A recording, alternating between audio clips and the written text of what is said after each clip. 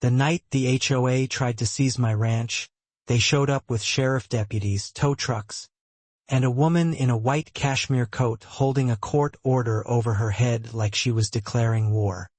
Rain was hammering the lake so hard you could barely see the docks.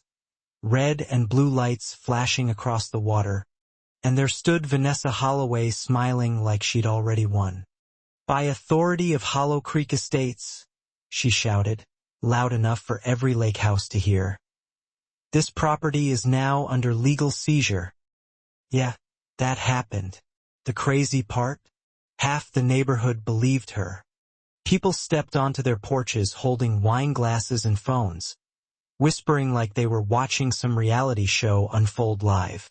Meanwhile, I was standing there in my old canvas jacket, boots soaked through with mud, looking at the deputies more than her. One of them wouldn't even make eye contact with me. That's usually a bad sign, or a very good one, because nervous cops mean somebody already realizes the paperwork smells funny. Vanessa kept talking, going on about unpaid HOA assessments, shoreline violations, non-compliance penalties, all that fake official language people use when they want to scare you before you ask questions.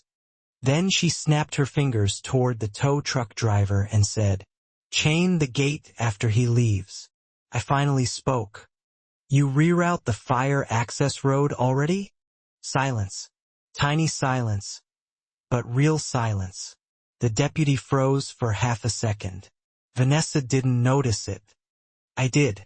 And right there, standing in the rain with HOA board members hiding under umbrellas behind her, I realized something beautiful. She had absolutely no idea what she'd stepped into. See, Hollow Creek Estates looked like every rich Colorado subdivision built after people fled Denver looking for mountain peace. Fancy stone signs, expensive landscaping, houses packed too close together pretending to be luxury wilderness living. The kind of neighborhood where people complained if your trash can stayed outside longer than 12 minutes. Meanwhile, my family had owned Walker Ranch since 1974. 62 acres around a spring-fed lake about 20 miles outside Boulder. My grandfather bought it after Vietnam and never sold a single inch. Not once. The dock was still the same cedar dock he built with his own hands. Same creaking boards. Same pine smell in the mornings. Same fog rolling across the water before sunrise. After my wife Claire died from cancer, the ranch became the only place on earth quiet enough for me to breathe again. You know what I mean? Some people handle grief by drinking. Some people run away. Me, I rebuilt fences and fixed old docks because keeping my hands busy stopped my brain from falling apart. Then Hollow Creek arrived. At first it was just bulldozers beyond the hills. Then survey stakes. Then entire tree lines disappeared in a matter of weeks.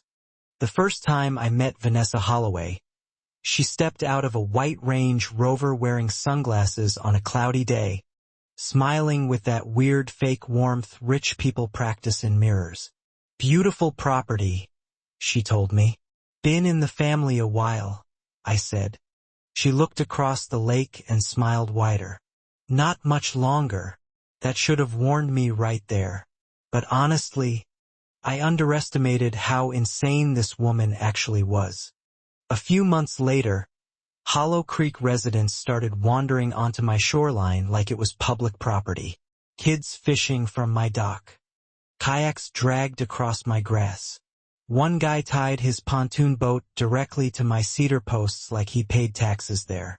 I stayed polite at first. Then one morning a woman in designer hiking boots looked me dead in the eye and said, "The HOA newsletter says this lake access is shared." Shared. That word bothered me enough I drove straight to the Hollow Creek sales office pretending I might buy a house there. Some overly gelled 20-something named Trevor showed me a giant community map hanging on the wall. And there it was. My shoreline. Colored blue. Labeled Community Waterfront District. I remember feeling my stomach drop. "Who owns the lake?" I asked casually. Trevor smiled too quickly. The association controls all recreational shoreline areas. Controls, not owns. Funny difference there. That night, I pulled out my grandfather's old survey maps from a steel cabinet in the garage. Claire used to joke that I trusted paperwork more than people. Turns out she was right, because over the next few weeks things escalated fast. HOA signs appeared near my fence line. Private shoreline. Members only. One of them was literally nailed into my grandfather's cedar post. That's when I stopped being polite. Not emotional. Emotional gets you killed in property disputes. Careful. I photographed everything. Every sign. Every stake. Every construction marker. Then I drove into town and visited the county records office where an exhausted clerk named Martin looked at my parcel number and frowned immediately. "That's strange," he muttered. Turns out Hollow Creek's development maps didn't fully match the original county survey records. At first it looked minor, a few coordinates off, tiny discrepancies. But in land law, tiny discrepancies become million-dollar disasters real fast. For 2 straight days I buried my kitchen table under old deeds, tax records, easement filings, and survey maps while rain tapped against the windows and Claire's coffee mug sat untouched beside me. That's when I found the first real crack. Hollow Creek's emergency wildfire evacuation road crossed directly through my ranch. Not beside it. Through it. And there was no permanent easement on file. No transfer agreement. No signed access grant. Nothing. The deeper I dug, the uglier it got. Drainage systems crossed my land. Utility trenches crossed my land. Even the marina expansion depended on my shoreline access. Their entire luxury HOA was basically balancing on property they never legally secured. Let me tell you something. Once you realize arrogant people are actually panicking underneath, the whole game changes. Vanessa sensed something was wrong too because suddenly the HOA got aggressive as hell. Residents started receiving emergency infrastructure assessments. $6,000 here, $10,000 there. One retired Vietnam vet named Hank Miller got threatened with liens over shoreline stabilization costs. He didn't even understand. Meanwhile, Vanessa kept pretending everything was normal. That woman hosted a marina celebration beside MY Lake with catered food trucks and acoustic music while giant renderings showed future docks crossing. Directly over my shoreline. Then she made the mistake that destroyed her. Standing on stage in front of the entire neighborhood, Vanessa announced, "The association now maintains full authority over all shoreline operations and adjacent ranch property enforcement." Adjacent ranch property enforcement. That wasn't neighborhood gossip anymore. That was legal language. Dangerous legal language. A week later, contractors showed up installing chain link fencing 40 feet onto my land. Vanessa handed me a certified HOA notice claiming I owed nearly $12,000 in unpaid maintenance fees for using my own lake. I actually laughed reading it. "You're billing me for existing on my own property?" She didn't laugh back. "Failure to comply may result in legal seizure." There it was. The threat. Most people panic when official-looking paper arrives in the mail. I slowed down instead. Because Claire taught me something during chemo treatments years earlier. Fear makes people careless. So while Vanessa kept screaming authority, I kept collecting records. Then came the twist nobody saw coming. A younger Hollow Creek homeowner named Melissa Carter showed up at my ranch carrying a folder thick enough to stop bullets. Turns out she'd started digging through county records herself after the HOA demanded another $15,000 per household for infrastructure compliance corrections. Inside her folder were marketing brochures promising guaranteed waterfront access and fully compliant emergency evacuation routes. Guaranteed. That word would eventually destroy Vanessa. Melissa's mortgage lender had approved million-dollar home loans using those claims. And those claims were false. That's when Dana Mercer entered the story. Dana was an older property attorney in Boulder with sharp eyes and absolutely zero patience for nonsense.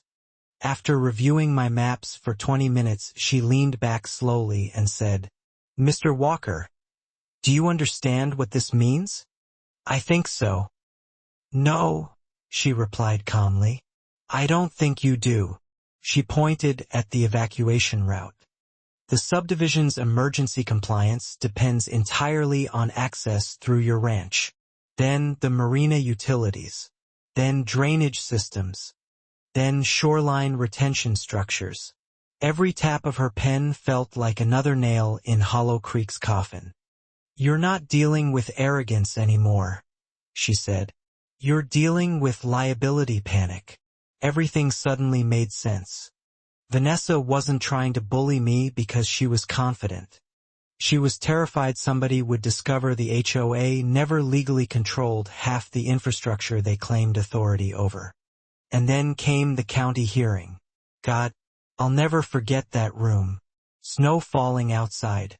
Residents packed shoulder to shoulder inside the administration building, whispering nervously while reporters set up cameras along the walls. Vanessa arrived wearing pearls and carrying enough legal folders to fill a coffin. Still smiling. Still pretending. Then the county fire marshal stood up. Our review discovered Hollow Creek's secondary wildfire evacuation route crosses private land belonging to Mr. Ethan Walker. You could feel the oxygen leave the room. And county records show no permanent recorded easement granting legal access. Boom. Pure caos. Residents started shouting instantly. "What do you mean no easement? What happens to our insurance? You told us this was approved." Vanessa tried regaining control, but Dana calmly projected the original county surveys onto a giant screen for everyone to see. Old parcel lines. Updated drone overlays. Expired construction permits. Then Dana displayed Vanessa's own HOA video quote in giant yellow letters. Full legal control over all shoreline operations. Dana looked directly at the commissioners. The association publicly claimed ownership authority it could not legally verify. Vanessa's lawyers objected immediately. Dana didn't even blink. Then we welcome production of the permanent easement records. Silence. No records existed, and everybody in that room realized it at the exact same moment. The entire HOA had been operating for years on assumptions, intimidation, and paperwork gaps nobody bothered checking. Within 48 hours, mortgage lenders froze pending sales. Insurance companies launched investigations. Contractors walked off the marina project. Residents revolted. Vanessa resigned before Christmas in a 2-sentence email without apology. Honestly, the part people always expect next is revenge. They think I sued everybody into the ground. Truth is, I didn't. The homeowners weren't villains. Most were just families who trusted documents professionals told them were legitimate. So Dana and I negotiated proper easements instead, real agreements, real boundaries, real filings. No fake authority. No HOA dictatorship. Just legal reality. These days the lake is quiet again. The fake signs are gone. The illegal fences disappeared. Sometimes I still sit on the dock before sunrise wrapped in Claire's old flannel blanket listening to the water hit the cedar boards exactly the same way it did when my grandfather brought me fishing as a kid. Funny thing about land, it remembers who respected it. And it eventually humbles the people who didn't. But here's the question I still think about sometimes. If Vanessa had simply asked permission instead of pretending ownership, would any of this have happened at all? Or do people eventually become exactly what power allows them to become? Let me know what you think down in the comments. Was Vanessa a scam artist from the beginning, Or just somebody who got addicted to control once nobody pushed back? And honestly, if an HOA tried claiming your property, how far would you go to fight back?